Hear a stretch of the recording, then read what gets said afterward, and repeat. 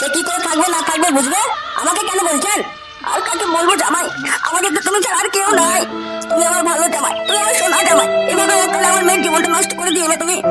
নিজের হাতে জীবনটা নষ্ট করেছে, এবার আমার কেন বলছেন? আপনার বাড়ির সামনে তো কালকে খুব বললেন তোর নামে কেস করবো, অমুক ধমক করবো, তা আমার বাড়িতে না এসছেন, যান গিয়ে কেস করেন। তুমি আমার যা করতে বলবে আমি তাই করবো, কিন্তু আমার মেয়েকে ডিভোর্স দিও না জামাই। আমার যা সম্পত্তি রয়েছে তোমার নামে লিখে দিব, তুমি যেটাই করতে বলবো আমাকে আমি তাই করবো, দরকার তোমার কাছে, কিন্তু আমার মেয়েকে তুমি ডিভোর্স দিও না। কি বলাচ্ছি এইসব বাজে কথা শুনতে আমার ভালো লাগে না। জানতো আপনি বাড়ি জানতো সোজাসুজি 4টার দিকে ডিভোর্স অফিসে পৌঁছে যাবেন। তখন তখন এই পাতাল ভুলে ডাকলে তোমার মতলবটা কি? দুই বেলা তুমি তো খালি টকটমে ঠন্ডই করো। আমি তো তোর তো কথাই বলেছি, ঠন্ড আবার কি আছে? ঠিক আছে বলো কি বলছিলি? আমার মায়ের লাতকে দিব, তাতে বাবা ভাত করে নিয়ে খাবে না মাকে, তাতে আমাদের কি? তোমার মা ভাত খাবে না, তোমার মায়ের অসুবিধা হবে, আমায় কেন ডাকলে?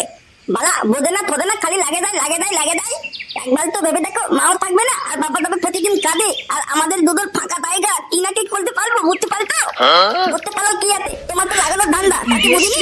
আর তুমি তো দুধের ধোয়া, খাদু বাবা খাদু। কি বলছিলি বলো, বালি দিতে হবে আবার। দাও না চলে দাও, তোমাকে ঝোলে কে হাতে? বালা 2 লাখ আমার পয়সায় খাবে আর টকটক দেওয়াল দেওয়ায় ওর নাকটামো দেখো। এইটা তোর নি গার্লফ্রেন্ড আমার লাগবে না। পারলে নতুন মাল পড়তে নিবে বাকিটা দিলে পাতা। অনেকদিন পর নতুন মাল হাতে পেয়ে কেমন দিলি? আমার বাল দিলাম। বুদ্ধি বাড়ি গার্লফ্রেন্ডকে ভালো কথা বলতে গেলে ঠন্ড, এই রকম গার্লফ্রেন্ড আমার লাগবে না। চল তো নতুন একটা গার্লফ্রেন্ড বানিয়ে নিব। সবাইকে বলা হচ্ছে আমার কথার দিকে মনোযোগ দিবেন। মুদ্রা কথা হচ্ছে এটা একটা সরকারি অফিস, এখানে কোনোরূপ ঝামেলা তর্ক চলবে না। আমি যাকে বলবো সেই একমাত্র কথা বলবে। আপনারা সবাই এই মতামতে কি রাজি আছেন? ঠিক আছে, আপনি যেভাবে বলবেন সেইভাবেই হবে। হ্যাঁ উকিল সাহেব, আপনি যেটা বলবেন সেটাই করব। ফুটো তুই বলতো তোর স্ত্রীকে ডিভোর্স কেন দিতে চাইছিস? ব্যাপার হচ্ছে আমার বইয়ের উপরে আমার আগে থেকে সন্দেহ, তবে এটা হাতে নাতে ধরে নিব তা ভাবতে পারিনি উকিল সাহেব। প্রায় 7-8 দিন আগে আমার স্ত্রী আমার বাবাকে বলেছিল, বাবা কাঁচা লঙ্কা এনে দিন তো বাজার থেকে। আমার বাবা বয়স্ক লোক, স্ত্রীর কথা না কাটতে পেরে কথা মতো বাজার গেছে কাঁচা লঙ্কা নিয়ে আসতে। এবার বাবা যখন কাঁচা লঙ্কা নিয়ে বাড়ি ফেরে তখনই শুরু হয় মেন খেলা। বাবা ঘরে ঢুকতে না ঢুকতে দেখতে পেল অন্য একটা ছেলেকে নিয়ে আমার বউ ঘরে ঘুমিয়ে আছে, তার সাথে সাথে যা করার করছে। তারপর কি হলো? তারপর আবার কি, এইসব স্ত্রীকে নিয়ে আমি ভাত খেতে চাই না, আমার ডিভোর্সের ব্যবস্থাটা করে দিন। রিঙ্কি, ফুটো যা যা বললো সব কি সত্য? হ্যাঁ সত্য, আমি কি করতে গিয়ে কি করে ফেলেছি। চুপ করো, নিজের স্বামী থাকতে এসব কেউ করে নাকি? আবার বলছো কি করতে গিয়ে কি করে ফেলেছি। মনে হচ্ছে তুমি মাকে খেতে পারো না। কোনো কিছু করার আগে একটিবার ভাবতে হবে না? এখন যে তোমার স্বামী ডিভোর্স দিবে তুমি কি বলছো? আমি কি বলবো? ডিভোর্স দিলে আমার কিছু করার আছে? যাদের মোর আছে দিতে বলুন। উকিল সাহেব যত টাকা লাগে আমি দিব, দরকারে আমার বাড়ি ঘর সব বিক্রি করে দিব, কিন্তু এর মতো বউকে নিয়ে আমি ভাত খাবো না। মেয়ের মাকে আমি বলার জন্য অনুরোধ করছি। হ্যাঁ বলেন। আপনার মেয়ে স্ত্রী থেকে 12 ভাতারি হয়ে গেছে, আপনি কি খোঁজ খবর কিছুই নেন না? আমি কি করে বলবো বলুন? আচ্ছা, আপনার মেয়ে কালীচরণ মেয়েকে পাঠাচ্ছে আর আপনি কিছু বলতে পারবেন না? ঠিক আছে, আপনার জামাই যে একটা ডিভোর্স দেবে তা আপনি কি বলছেন? আমি আর কি বলবো, যা ভালো হয় সেটা করেন।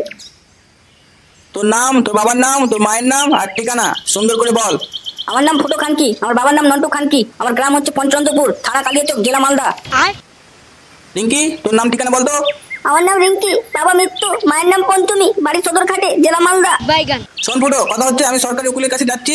এই ডিভোর্স অনুযায়ী যা দেন মোর হবে সম্পূর্ণ তোর বহন করতে হবে। ঠিক আছে তাই করবো। আচ্ছা, তোরা এখানে ওই প্রায় 2 ঘন্টার মতো অপেক্ষা কর, আমি ক্লাস থেকে তাড়াতাড়ি করে ফিরছি। চলো বাবা, ওই মাঠের দিকে বসে থাকবো, এই শান্তিশালীদের মুখের সামনে থাকলে ঠিক হবে না। তুমি তো খুব গেছিলে সকালবেলা বোঝাতে, দেখলে তো এরা কি ধরনের লোক। চুপ কর, ঘরে ঘরে গিয়ে নুন খেয়ে বেড়াবে, আবার বড় বড় কথা। কাজ হলো? হ্যাঁ স্যার, আগের কাজটা হয়ে গেছে, আজকেরটা নতুন। শোনা তাহলে, নন্টুর ছেলে বউ অন্য একটা পুরুষকে নিয়ে ঘরে কুকর্ম করছিল, সেই অবস্থায় নন্টু হাতে নাতে ধরেছে। এখন তার ছেলের বক্তব্য হলো তাকে ডিভোর্স দেবে। এই গল্পে মেয়ে পক্ষ কোনো নাক গলায়নি, তবে তাদের বক্তব্য হলো টাকার অঙ্ক। তাই স্যার চিন্তা ভাবনা করছি, ছেলেটার তো কোনো দোষ খুঁজেই পেলাম না, তা ওর কেন ফাইন হবে? তোকে আর কি বলবো রে মনু, সরকার এমন বেহাল অবস্থা করে রেখেছে। মিলিয়ে দেখ, হিসেব মতো ছেলেটার কোনো ফাইনই হওয়া দরকার নেই, তারপরও কি করবি, সরকারের হাতে আমরা বাধা। সে তো 20 বছর ধরে করে আসছি, তা ফাইন কত করব? 3 লাখের মতো করে দে। অফিস বাবদ 70,000 আগে রেখে নিবি। একদম স্যার, একদম।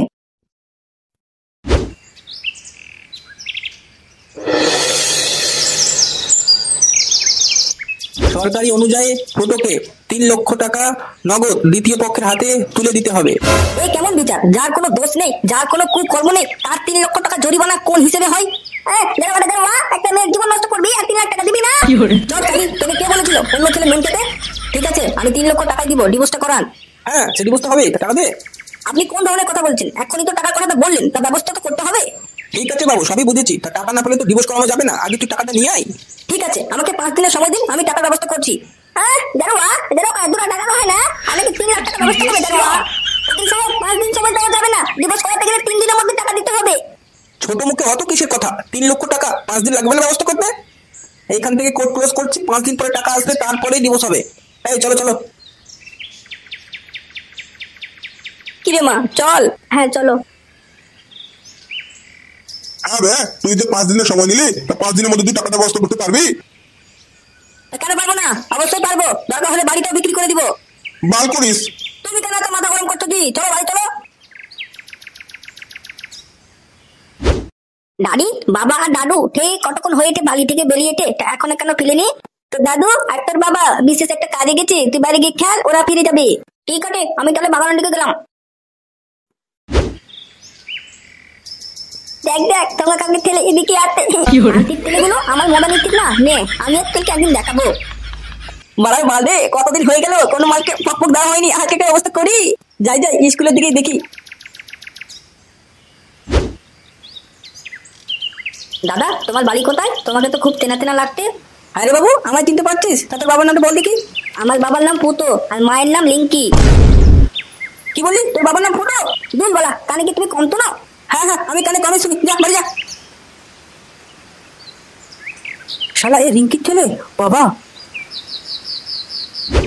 বালা, ব্যাপারটা তো ঠিক লাগছে না। বাবা মার নাম শুনতেই ওই লোকটা চমকে গেল কেন? না, খবরটা তো দাদিকে দিতে হবে। কি ব্যাপার মা, যাওয়ার সময় তো ফাটাকে ঘরে রেখে গেছিলাম, তাও কোথায় গেল? তোরা যাওয়ার পর থেকেই তো তোর ছেলে ঘুরঘুর করে বেড়াচ্ছে। এই তো কিছুক্ষণ আগে বাগানের দিকে গেল। ডিভোর্সের ব্যাপারটা কি হলো? হ্যাঁ হ্যাঁ, ওটা হয়ে গেছে। 3 লক্ষ টাকা ডিমান্ড করেছে, যা আমি 5 দিনের মধ্যে পরিশোধ করে দিব। কেন? তোকে কেন টাকা দিতে হবে? দোষ করেছে তোর বউ। ধুর বাড়া, অত কিছু বলে লাভ আছে নাকি? আইন কানুন তো সবই পুলিশের হাতে। আর টাকার ডিমান্ডটাও তো উকিল করেছে। আর আমরা কি সরকারি উকিলের সাথে লড়তে পারবো? বাধ্য হয়ে টাকা দিতেই হবে, নইলে ডিভোর্স হবে না। ঠিক আছে, তোর যেটা ভালো লাগে কর।